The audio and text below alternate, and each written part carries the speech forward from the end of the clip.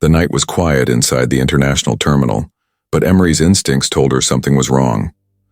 She sat in the waiting lounge, her backpack pressed against her chest, pretending to scroll through her phone. Yet her sharp eyes scanned every reflection in the glass windows. A man in a gray jacket had been watching her for too long. Not openly, not obviously, but in the way predators studied prey. Each time Emery shifted her seat, the man repositioned himself. Each time she looked away, he tilted his head just enough to keep her in his line of sight. She exhaled slowly, calming her heartbeat.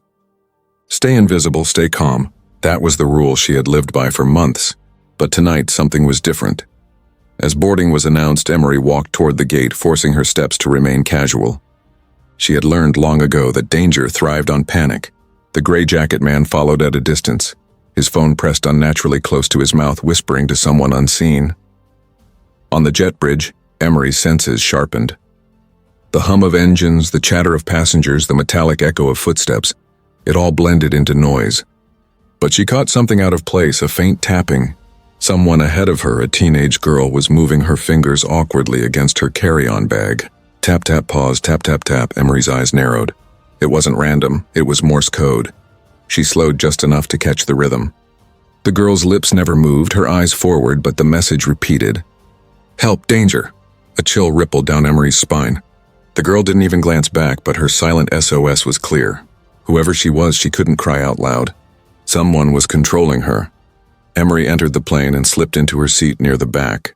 Though her ticket was for a different row, she wanted distance, perspective. From there, she could see the gray jacket man still lingering near the front, whispering into his phone. And the girl. She sat rigidly by the window, her knuckles white against the armrest. The cabin lights dimmed for takeoff.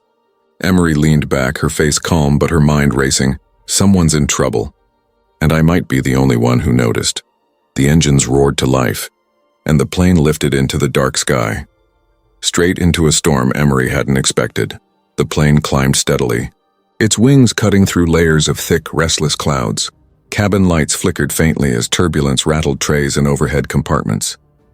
Most passengers laughed nervously, pulling seatbelts tighter, but Emery didn't laugh. She had seen storms before, this wasn't just weather. She glanced at her watch. Exactly 12 minutes since takeoff. The man in the gray jacket had changed seats, slipping closer to the cockpit. He was calm, too calm, and each movement of his lips against the phone hidden in his hand screamed secrecy. Emery's eyes returned to the girl at the window seat. Her posture hadn't changed, rigid, frozen, knuckles white as she clutched the armrest. A flight attendant leaned down to ask if she was okay, but the girl shook her head quickly, eyes darting toward the cockpit. Her lips parted as if to speak, but no sound came out. Instead, her fingers twitched against her knee, repeating the pattern Emery had caught earlier. Tap, tap, pause, tap, tap, tap, danger, help. Emery's instincts sharpened. This wasn't random. Someone had silenced that girl, and the silence itself was screaming. A loud ding echoed through the cabin as the captain's voice came over the intercom. Ladies and gentlemen, this is your pilot speaking.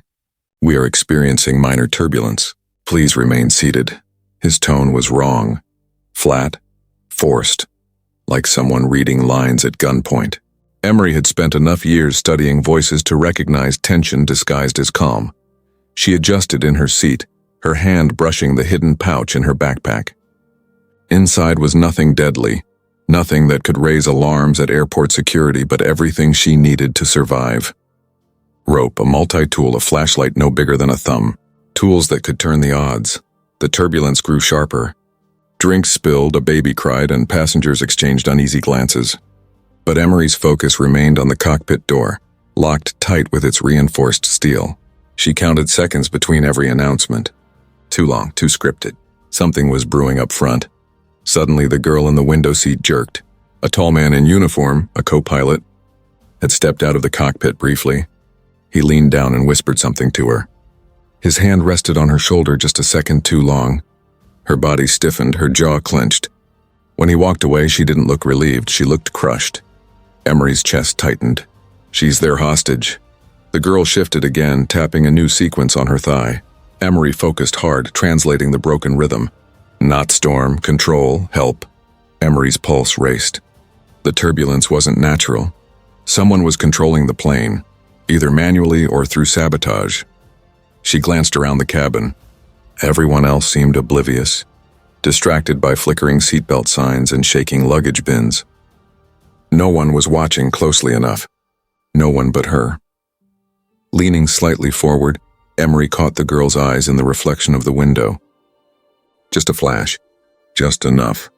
Emery blinked twice, slow and deliberate, a signal. I hear you. I understand.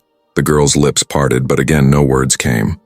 Her eyes watered as she looked away quickly, terrified of being caught. The cabin crew walked by again, but Emery noticed their smiles didn't reach their eyes. Too stiff. Too professional. Were they scared too, or part of the game? She pulled her backpack a little closer, disguising the movement as adjusting her seatbelt. If this plane was under someone else's control, every second mattered. She needed to figure out who was enemy, who was ally, and how much time they had left before whatever plan was in motion reached its end. Her mind replayed the details.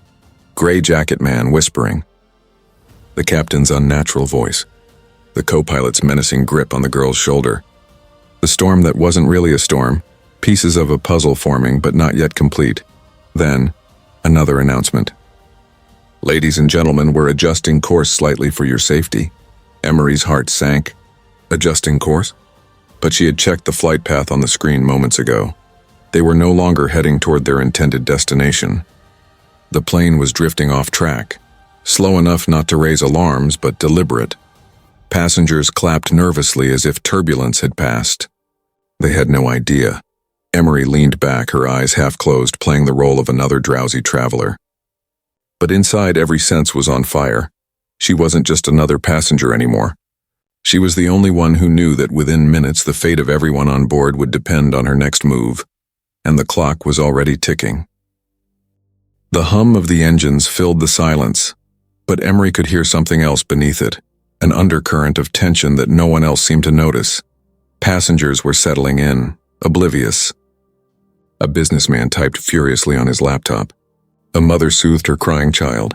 A couple laughed quietly over an in-flight movie, normal distractions. But Emery knew normal when she saw it, and this wasn't it. Her eyes locked once again on the cockpit door, a heavy reinforced barrier, one that had seen more than its share of secrets since airlines had fortified them years ago.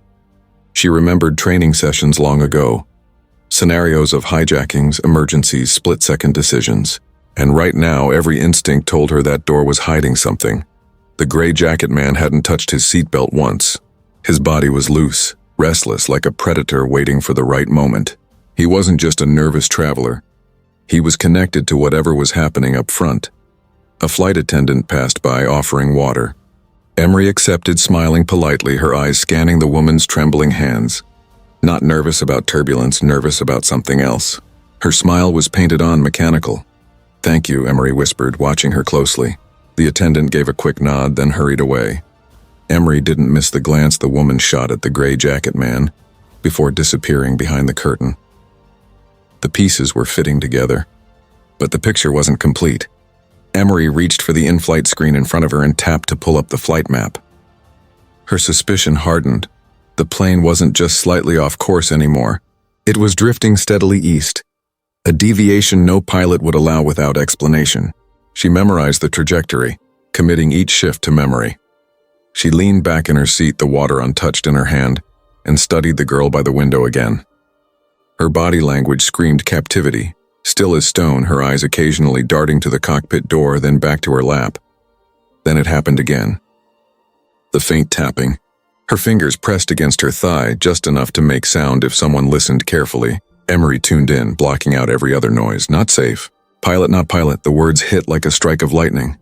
Emery's pulse quickened. The pilot himself was compromised. That voice earlier, flat and unnatural. It wasn't the man who was supposed to be in command. Whoever was flying this plane was not their true captain. She needed confirmation, evidence. Anything that could prove her instincts weren't just paranoia. Emery stood slowly, stretching as though she were simply restless. She walked toward the restroom near the cockpit, careful to mask her intent. The aisle swayed beneath her feet as the plane rocked, and passengers barely noticed her passing. Near the curtain separating first class, she paused. Voices. Muffled, but sharp. She tilted her head, listening. Stay on course. They won't suspect. 12 minutes until... The curtain shifted and Emery quickly ducked into the restroom. She locked the door, her breath controlled but shallow. Whoever they were planning something timed. She splashed water on her face, forcing herself to remain calm. In the small mirror, her reflection looked back, eyes sharp, jaw set. You've been here before. You've handled worse. But this time, dozens of innocent lives were at stake, and every second of inaction could cost them. She emerged, moving casually back down the aisle. But as she passed, she felt it, the gray jacket man's eyes drilling into her back. He knew she was listening. Emery slipped back into her seat, grabbing her backpack with steady hands. She opened it just enough to brush her fingers against the multi-tool hidden inside. She wouldn't use it yet, not unless she had no choice. The girl by the window risked one more look, her eyes wide, pleading. Emery gave the faintest nod, a silent promise. I'll get you out of this. The engines groaned louder as the plane veered again. Emery glanced at the map. They weren't east anymore. Now they were heading south toward open water. The intercom crackled once more. Ladies and gentlemen, this is your pilot. Please remain calm. We are making a minor adjustment. Emery's grip tightened on the armrest. That voice didn't belong to a trained pilot. It belonged to someone pretending. Someone forcing authority they didn't own. A ripple of unease swept through her chest. They weren't just off course.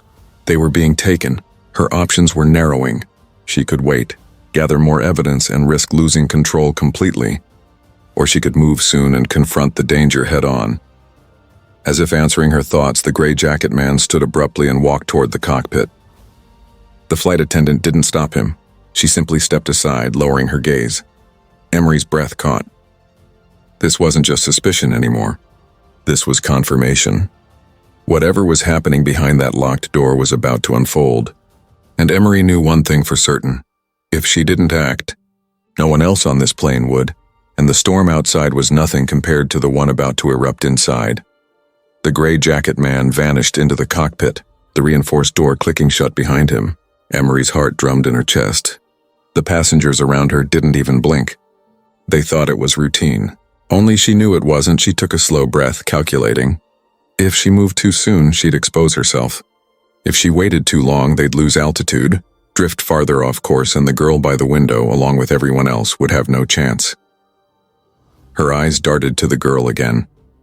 This time the tapping was faster, urgent. Emery strained to read it. Soon, danger, hurry. The girl's fingers froze the moment the co-pilot stepped out. His tall frame filled the aisle, his uniform crisp but his eyes cold. He scanned the cabin like a hawk, landing for a moment on Emery. His lips curled faintly as if he'd already marked her as a problem.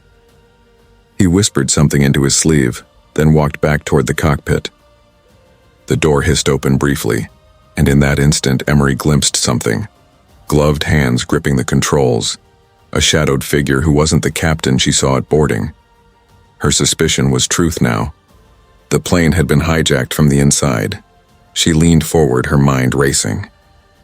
How to get in? That door was reinforced steel, impossible to break without brute force or codes. She didn't have either. But she did have timing, skill, and the element of surprise. A nervous cough broke her focus. The mother with the baby looked pale, her water bottle trembling in her hand. Excuse me, Emery whispered, leaning across the aisle. Do you mind pressing the attendant button? I think the baby might need something. The woman nodded, relieved to have a distraction. She pressed it. The ding echoed through the cabin. Seconds later, the attendant appeared. The same woman Emery had noticed earlier. Shaking hands, plastered smile. Emery caught her wrist gently as she leaned down. Their eyes locked. You're scared too, Emery murmured under her breath, barely audible. The woman's face stiffened. She glanced quickly toward the cockpit, then back to Emery. For a heartbeat, the mask slipped. Fear clear in her eyes. Then she straightened and forced the smile again. Of course, ma'am. Right away. She walked off quickly, but Emery had seen enough. The crew wasn't fully in control. At least one of them was coerced. She slipped her hand into her backpack, brushing her multi-tool, when suddenly the intercom crackled again. Ladies and gentlemen, remain calm. We are entering another patch of turbulence. Please stay seated. But the plane wasn't shaking. The air was smooth. The lie was too blatant to ignore then. The first sharp tilt. Drinks spilled, passengers gasped, and the overhead compartments rattled violently. The girl clutched the armrest, panic written across her face. Emery gritted her teeth. They were testing control, deliberately destabilizing the plane. She stood quickly, making her way up the aisle under the chaos of turbulence. Passengers were too busy bracing themselves to notice her slipping forward. She reached the curtain near first class and paused, listening. Inside, muffled but clear, came the voices. Coordinates locked in. They'll never see it coming. Keep her quiet. Her pulse quickened. Coordinates locked in? They were steering the plane toward a target. The door beeped. Someone was about to exit. Emery pressed herself against the bulkhead as the co-pilot stepped out again. He adjusted his sleeve mic, muttering, "All clear." It was now or never. Emery lunged. In one swift motion, she slammed her elbow into his ribs, knocking the air from his lungs.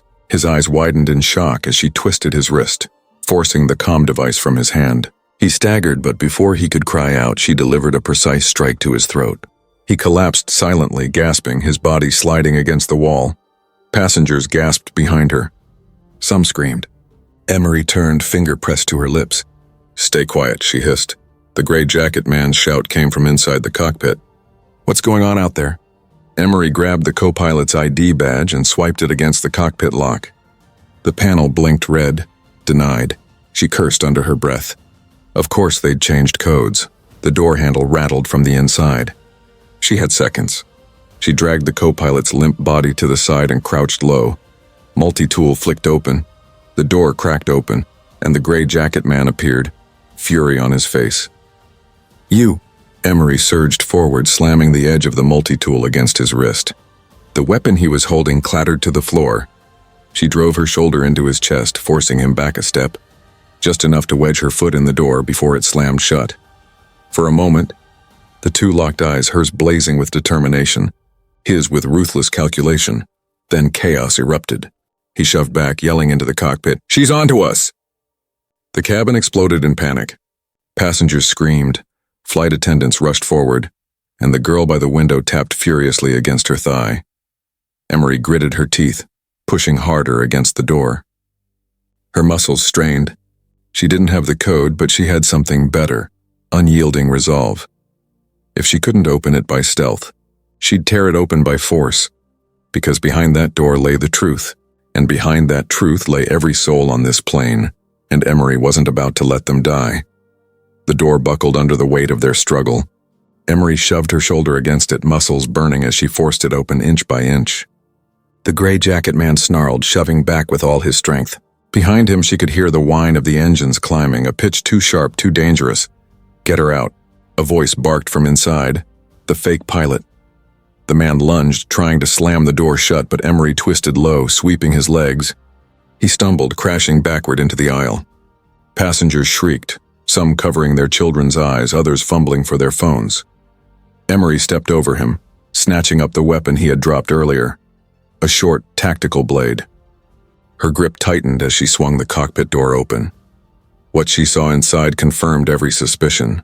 The real captain was slumped in the corner, wrists zip-tied, gagged, his uniform rumpled and blood on his temple. At the controls sat another man in a stolen pilot's jacket, eyes locked on the instruments, steering the plane off course. His hands were steady, trained. Not just a criminal, but someone who knew how to fly. "Step back," Emery commanded, her voice low and firm. The fake pilot turned, his mouth twisting into a cold smile. "You're too late." He jerked the controls and the plane lurched violently to the left. Passengers screamed as the cabin tilted, drinks and bags tumbling to the floor. The overhead lights flickered, warning alarms chiming from the console. Emery didn't hesitate. She dove forward, slamming the fake pilot's wrist against the throttle. He grunted, releasing it for a moment, but spun with surprising agility, throwing an elbow toward her jaw. Emery blocked it with her forearm, countering with a strike to his ribs. The cramped cockpit became a storm of fists, elbows, and desperate grappling. Every second the plane shook under their fight, altitude slipping dangerously. "Get her out of here," the fake pilot roared. The gray jacket man scrambled up from the floor behind her, lunging into the cockpit. Emery spun, slamming the door shut with her heel just as he reached for her. His hand was crushed in the frame and he howled, retreating in pain. The lock clicked.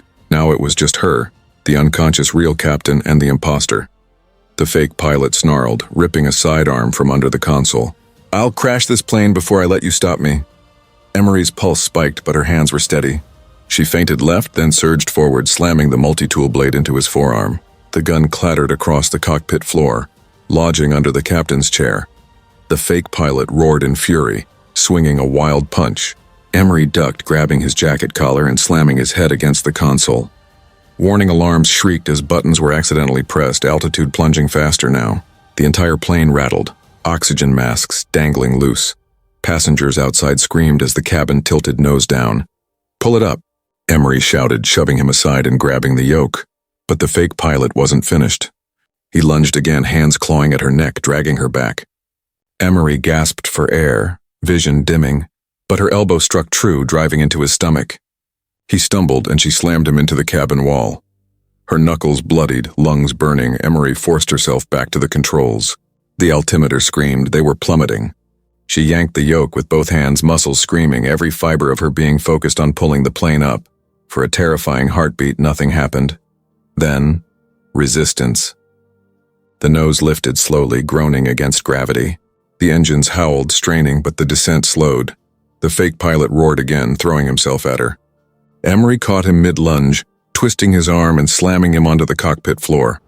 He writhed beneath her, but she pinned him with brutal precision, multi-tool pressed to his throat. "Who are you working for?" she hissed. He spat blood, smirking. "You'll never stop it." This flight was just the beginning. Emery's jaw clenched. She struck the side of his head and he went limp, unconscious. The cabin filled with heavy breathing, alarms, still wailing. She glanced back at the real captain, bound and gagged. Without wasting a second, she sliced the zip ties, pulling the gag from his mouth. He coughed, eyes wide with disbelief. What? "No time," Emery cut him off. "Help me stabilize this plane." Together, they gripped the controls, leveling the wings. The descent slowed, altitude climbing again. Passengers screamed in relief as the cabin steadied, though they had no idea how close death had come. Outside, storm clouds split to reveal clear night skies. The city lights glimmered far below, too far off course but still reachable. Emery exhaled, sweat dripping from her brow. The danger wasn't over, but for the first time since takeoff, survival felt possible. The captain shot her a bewildered glance. "You just saved 200 lives, Emery shook her head.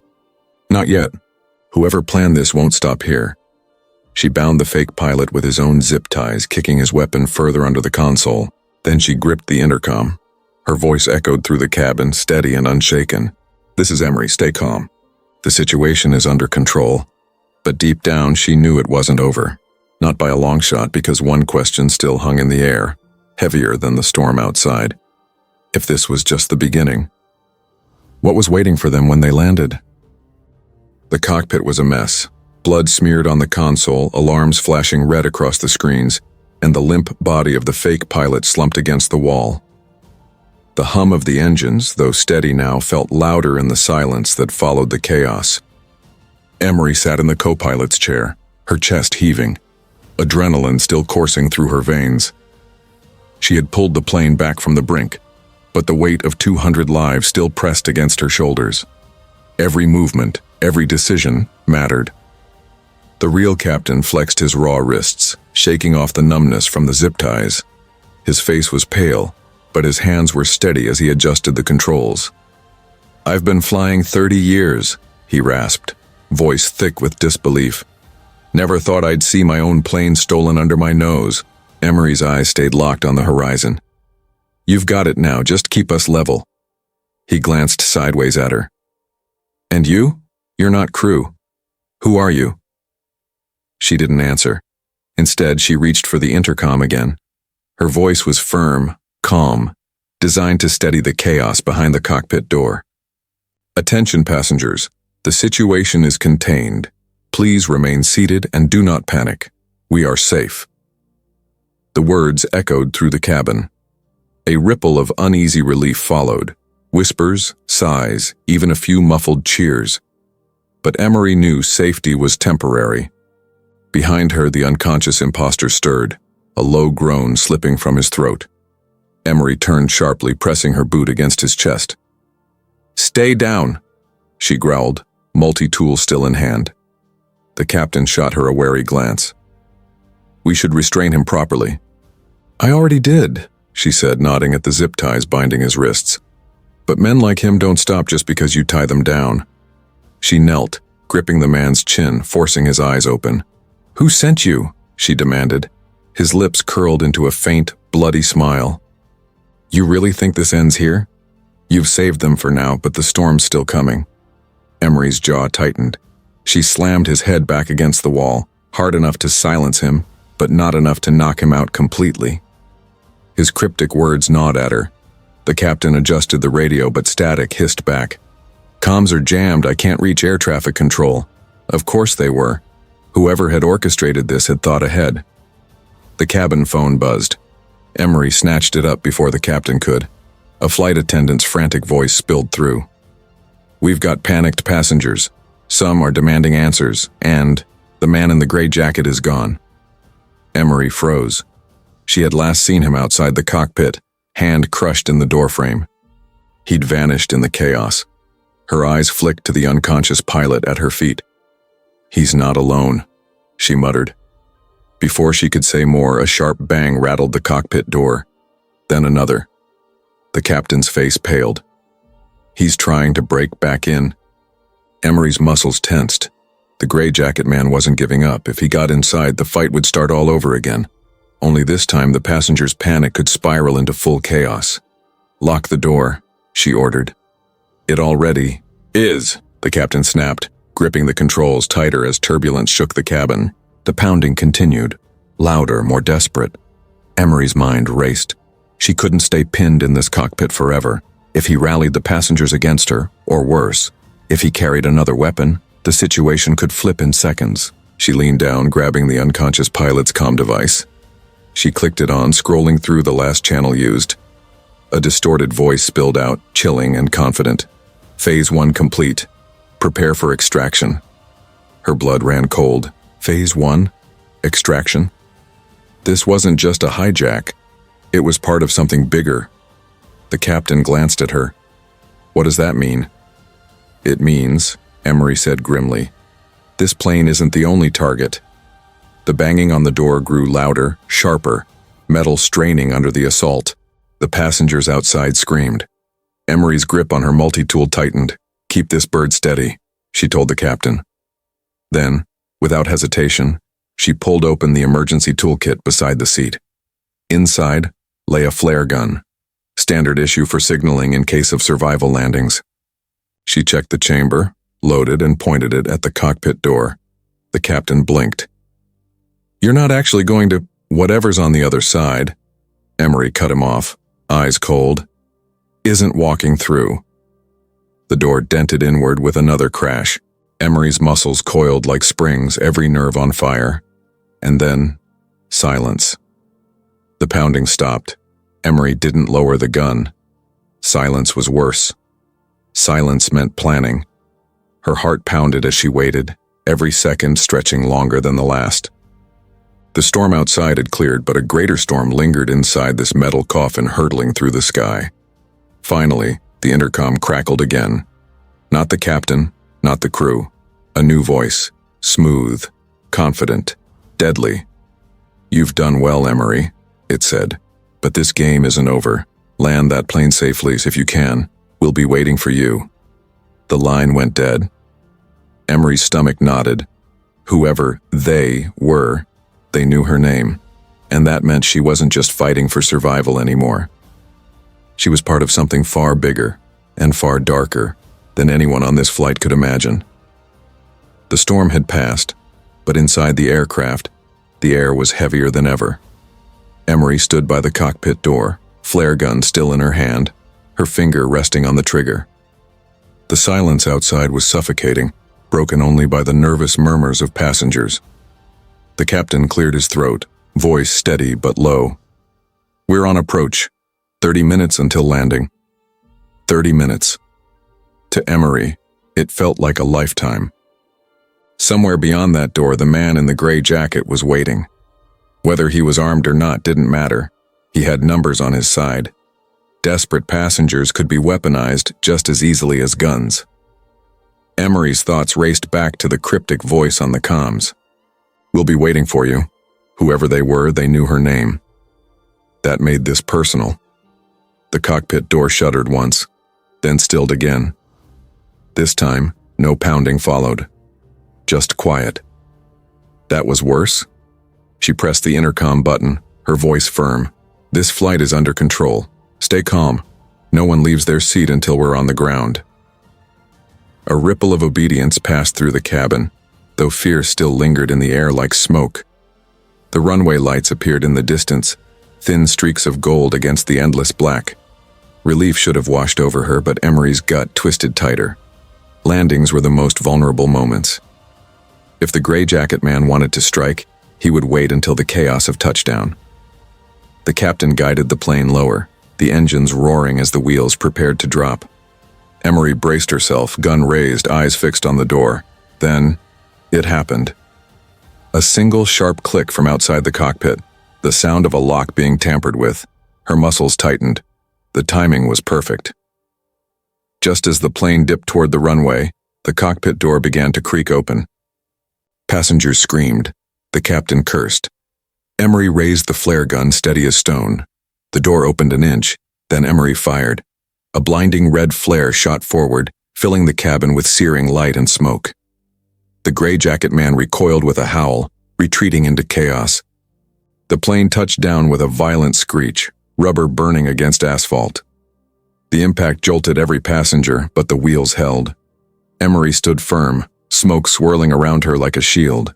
She had bought them seconds, enough for survival. As the plane slowed, her eyes burned through the haze. She knew one thing for certain. This battle was over. But the war had just begun.